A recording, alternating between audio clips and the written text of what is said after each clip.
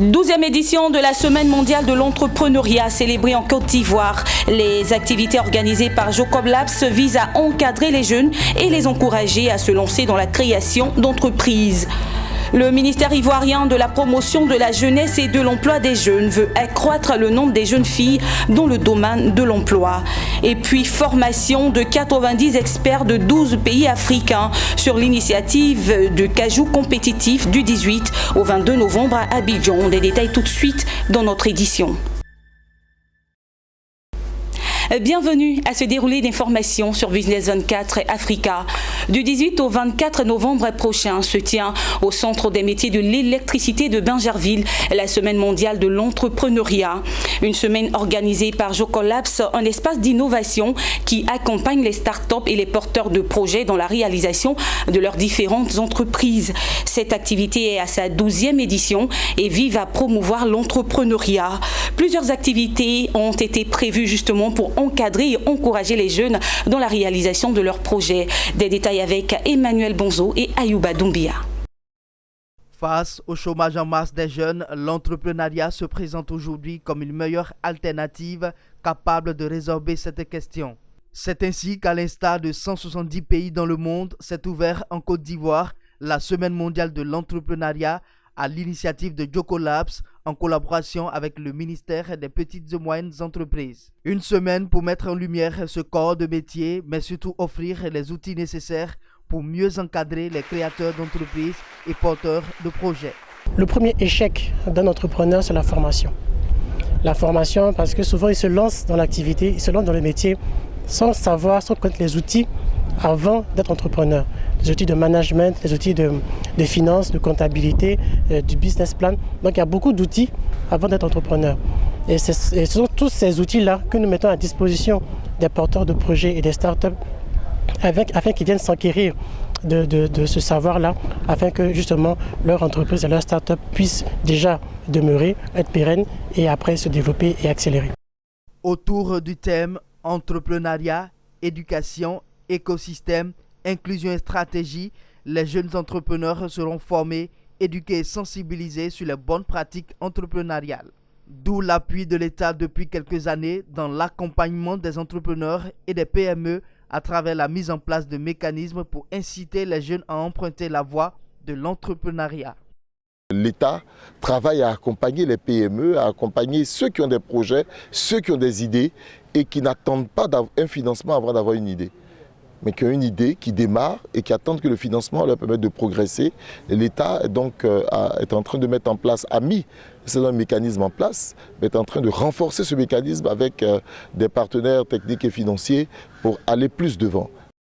En plein dans l'initiative entrepreneuriale, quelques jeunes marquent leur présence à cette semaine à travers les produits de leurs activités. Et ce que nous faisons, c'est la transformation de tout ce qui est produit vivrier. De cette semaine de l'entrepreneuriat, nous attendons cette semaine que les entrepreneurs soient véritablement connus. Parce que nous sommes déjà des startups qui sommes sous la couverture de la CGC. On est présent là pour leur faire savoir tout ce qu'on fait et que c'est possible pour eux de réaliser leurs projets, de croire que les opportunités sont ici à travers tout ce qu'on fait et aussi leur proposer un programme d'accompagnement sur mesure. Cette semaine mondiale de l'entrepreneuriat va donc constituer un tremplin pour tout jeune désireux de se lancer dans cette aventure palpitante de création d'entreprise. Toujours dans le domaine de l'entrepreneuriat, la création d'emplois par les jeunes femmes est un enjeu majeur en Côte d'Ivoire. Accroître donc le nombre insuffisant de jeunes filles dans ce domaine est l'un des objectifs fixés par le ministère de la promotion de la jeunesse et de l'emploi des jeunes à travers le bureau de coordination des programmes emploi. Le compte rendu de Zeynap Dosso et Ismaël Douza. Il est temps que la femme ivoirienne prenne toute sa place dans toutes les activités, qu'il n'y ait aucun métier qui ne soit réservé à l'homme. C'est la volonté du président de la République. À l'occasion de la journée du 18 novembre dédiée à l'entrepreneuriat féminin, elles se sont réunies, ces femmes en activité ou non, pour échanger.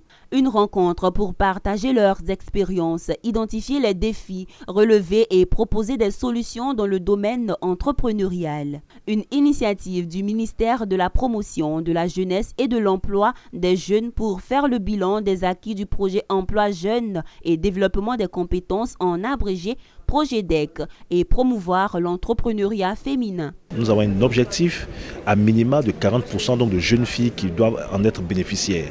Pour les programmes déjà réalisés, comme je l'ai dit tantôt, avec les financements qui ont été donnés sur financement donc Banque mondiale ou étatique, nous avons autour de 42% donc des bénéficiaires qui sont des femmes.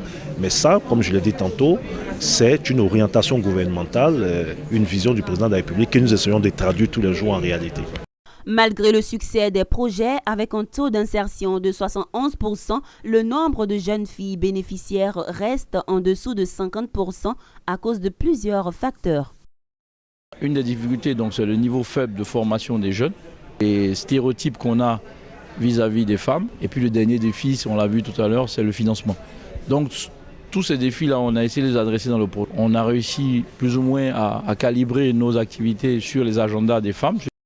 Cette rencontre a été à la fois riche pour les participantes que pour les panélistes ainsi que pour les bénéficiaires du projet de BCP Emploi. Nous sommes disponibles, c'est pour ça que nous nous rendons visibles aujourd'hui pour leur dire que nous sommes dans des secteurs d'entrepreneuriat, d'activités masculines et nous essayons de leur montrer qu'il n'y a pas d'activité lié à un genre. Aujourd'hui, il n'y a pas de métier qui est dédié à une femme ou qui est dédié à un homme. Avec la volonté, je pense bien que tout le monde peut le faire. Pour rappel, le gouvernement ivoirien a adopté une politique nationale en 2012 pour l'emploi fondée sur 3 piliers, notamment le développement des entreprises, la formation pour accroître la productivité et la gouvernance efficiente des instruments en faveur de l'emploi. Jusqu'à ce jour, ce sont environ 89 398 jeunes de tout niveau de qualification âgés de 18 à 40 ans en situation de sans-emploi qui bénéficient des projets sur toute l'étendue du territoire ivoirien. Le programme de gestion du littoral ouest africain dénommé WACA a ouvert ses portes ce lundi 18 novembre 2019 dans la capitale économique ivoirienne.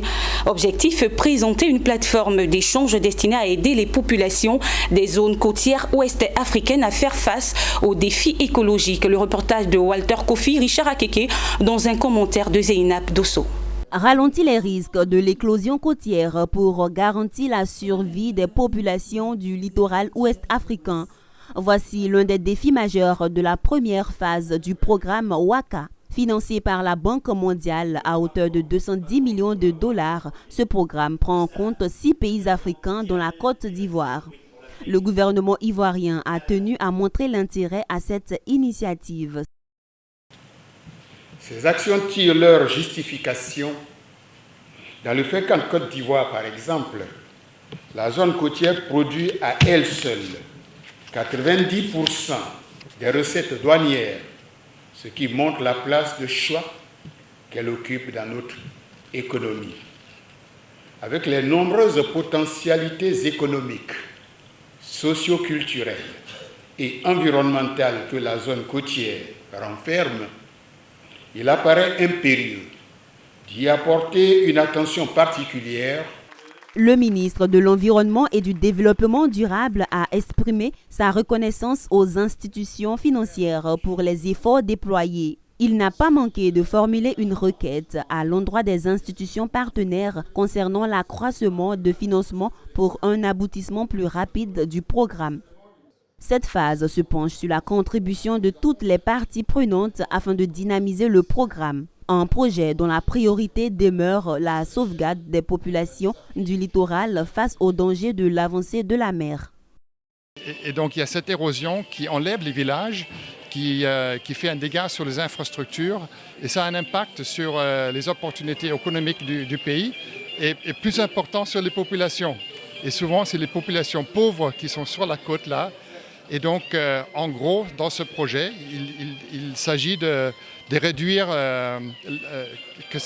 l'exposition de ces paysans, de ces personnes à l'érosion, à l'inondation et aux pollutions.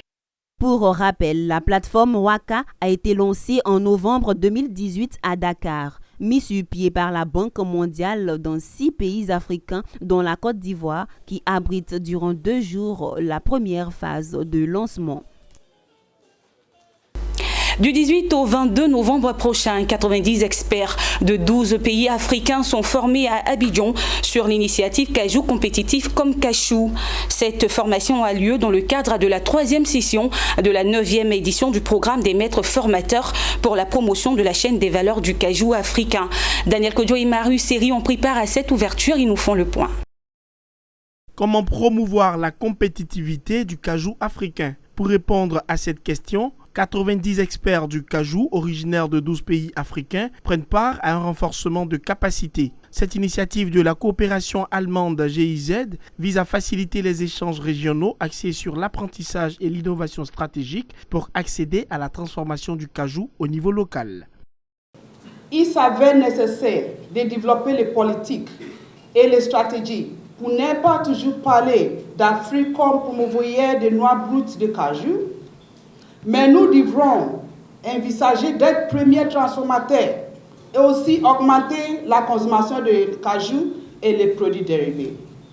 Nous devons certainement réfléchir à nouveau à prendre ces mesures concrètes pour rendre la transformation plus compétitive sur le continent. Marie Adzanyo poursuit en précisant que la transformation d'au moins 50% du volume total créerait près de 250 000 emplois avec un chiffre annuel de plus d'$1 milliard. Une affirmation soutenue par Arthur Koulibaly, conseiller d'industrie et des investissements privés à la primature de Côte d'Ivoire.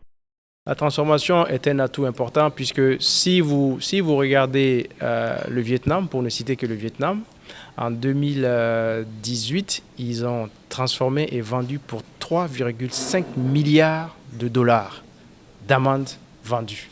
En tout cas, pour la Côte d'Ivoire et pour le continent, c'est la création d'emplois, c'est la stabilisation de notre bord-champ et c'est l'enclenchement d'un processus d'industrialisation. Si on fait pour l'anacarde, eh bien, demain, on pourra faire pour d'autres produits.